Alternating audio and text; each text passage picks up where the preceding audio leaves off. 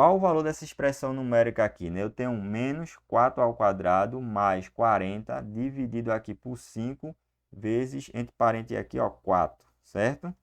Pause o vídeo e deixa aí nos comentários a tua resposta. Então, em primeiro lugar, a gente vai olhar as operações. Eu tenho uma operação da potência, adição, divisão, e isso aqui significa uma multiplicação, beleza?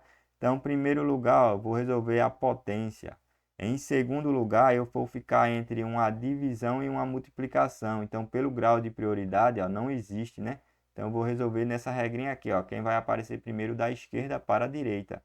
Então, se a divisão está aparecendo primeiro, eu resolvo ela.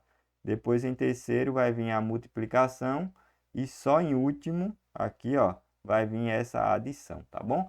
Então, a ideia aqui é cuidado, tá? O 4 está sendo elevado ao quadrado, mas o sinal negativo não, porque ele não está dentro do parente, ele não está assim, tá certo? Então, muito cuidado aí. Então, eu vou levar só o 4, ó. Então, 4 ao quadrado, ó, 4 vezes 4, ó, vai me dar quanto? 16, né? Então, vai ficar, ó, menos 16 mais 4 dividido para 5 dá 8, certo? Vou fazer até assim, vou fazer o passo a passo, ó. 40 dividido aqui para 5, né? Que multiplica 4. Vou fazer passo a passo para você. Então vai ficar menos. Aí agora, ó, mais, né? Vou resolver a divisão, ó. 40 dividido para 5 dá 8. Aí ficou 8 vezes 4 aqui, ó, tá bom?